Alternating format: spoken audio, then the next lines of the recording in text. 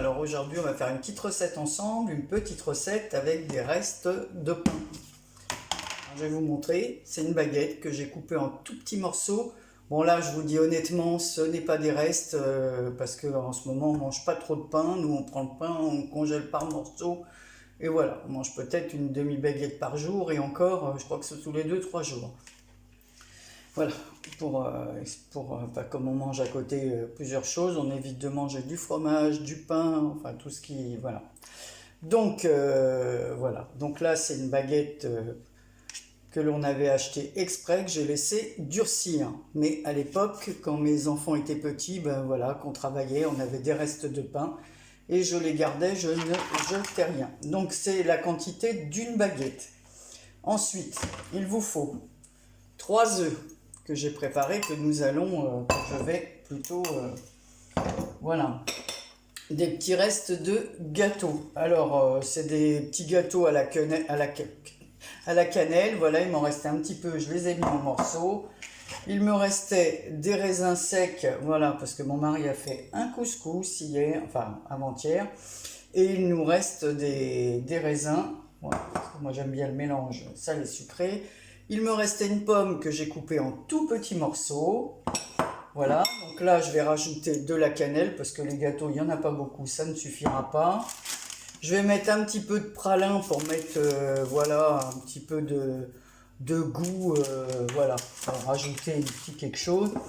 Et un petit peu de sucre, de la cassonade que je mettrai au-dessus de mon gâteau. Donc là, je fais chauffer le lait, donc je vais monter parce que... Voilà. Donc on fait chauffer le lait, hein, c'est pas la peine de le faire bouillir, on attend qu'il soit chaud. Voilà, j'en profite pour boire mon café.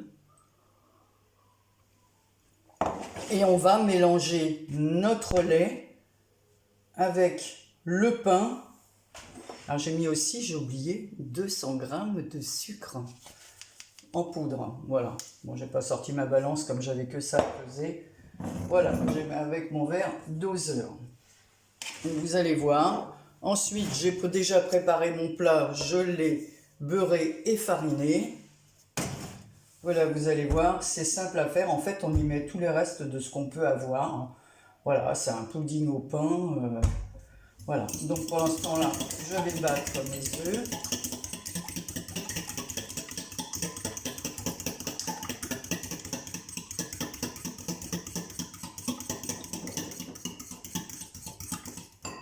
Voilà, je vais mélanger mes restes de gâteau,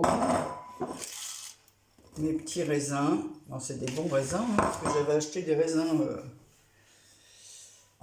de qualité pour mettre comme on les mange comme ça avec le couscous. Donc on remue, après je vais prendre la plus grande cuillère. Voilà, mon lait est chaud. Voilà. Donc vous essayez de le couper. Alors moi je coupe en rondelles et j'essaie de couper les rondelles en deux. Alors je prends une planche à découper et puis un gros couteau parce que bon souvent le pain est bien dur. Donc c'est vraiment 1 litre de lait. Hein. Pour une baguette c'est 1 litre. Après si vous avez moins, bah, vous diminuez par 2. Hein. Là j'ai fait comme si on était une famille. Voilà. À l'époque, à la belle époque. Donc vous voyez, maintenant il faut bien humidifier tout ce pain. Alors on y va, on essaie de l'écraser. Mais en même temps, il faut l'écraser, mais en même temps, il faut qu'il reste... comment? Faut pas que ce soit mixé, quoi. Faut que quand on mange ce pudding, voilà, on remue. Voilà. Je vais rajouter mon sucre. Alors moi, j'aime bien le sucre. Voilà, le mari, évidemment. Moi, j'ai mon truc à côté. J'en ai mis un petit peu à côté. Donc on remue bien. Voilà, maintenant je vais mélanger mes œufs.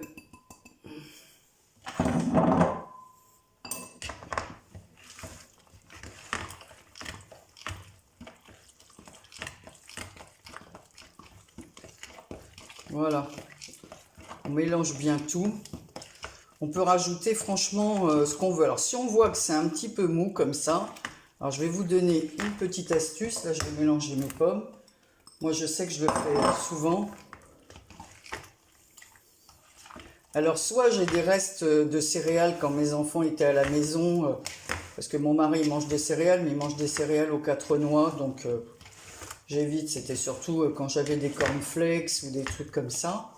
Sinon je prends un petit peu, je vais vous montrer. Je vais faire pause. Voilà, je reviens. Donc voilà, j'ai de la semoule fine comme ça, que je me sers pour faire des gâteaux de semoule. Alors si jamais vous voyez que c'est un peu liquide, mais il faut d'abord bien remuer. Voilà. Et bien vous prenez une cuillère à soupe ou deux, mais vous voyez, je vais vous montrer, c'est vraiment de la semoule à gâteau, quoi. Hein. C'est très très fin. Donc voilà, on en rajoute une ou deux petites cuillères. Voilà, elle va gonfler avec le lait. Et en fait, ça complétera...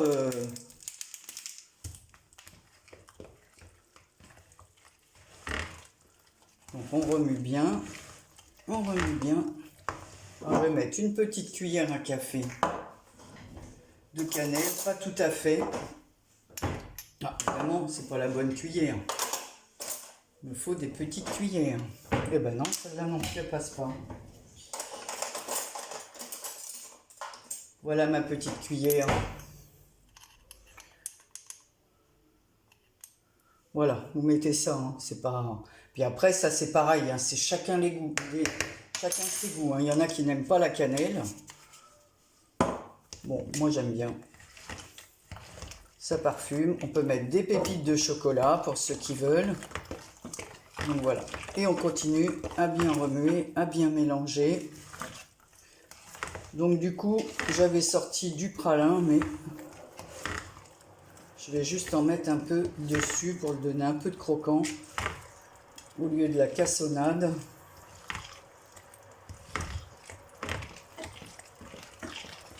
Voilà. Donc on remue bien, comme ça mélange bien la semoule avec le pain. Allez, je vais quand même en mettre un tout petit peu parce que ça donne un peu de croquant au gâteau, quoi.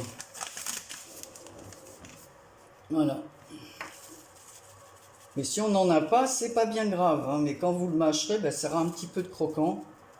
Voilà, vous voyez, j'en mets très peu. Voilà, c'est un petit goût de noisette. Donc ensuite, quand vous avez bien fait tout ça, vous n'avez plus qu'à le mettre dans votre plat. Et vous voyez, c'est une recette hyper rapide. Voilà, une fois qu'on a coupé son pain, ses restes de pommes, ou ceux qui veulent, ils peuvent mettre de la banane. Moi, je pourrais en mettre pour mon mari. Mais voilà, si on fait une fac, et je crois d'ailleurs que je l'avais dit dans une fac, je n'aime pas du tout la banane, sauf si je la mange très verte, et rien que l'odeur m'écoeure. Donc les recettes à la banane, ce n'est pas pour moi. Donc voilà mon plat fariné. Voilà. Je vais mélanger tout ça. Alors là, rien que l'odeur, ça sent déjà très bon.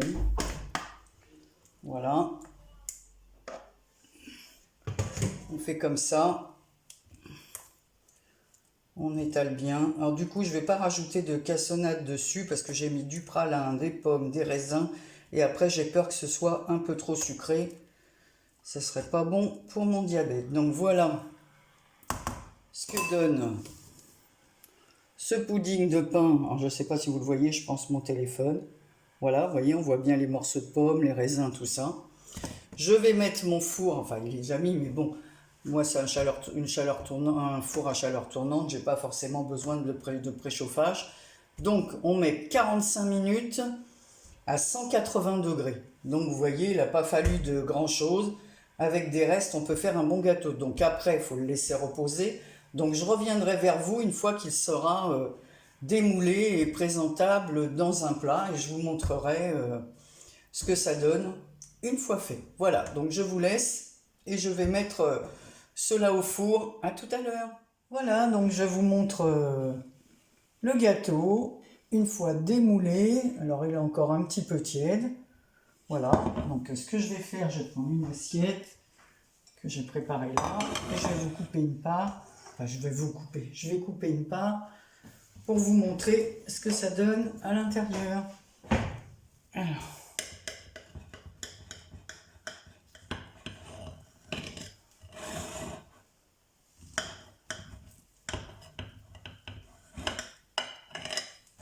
voilà.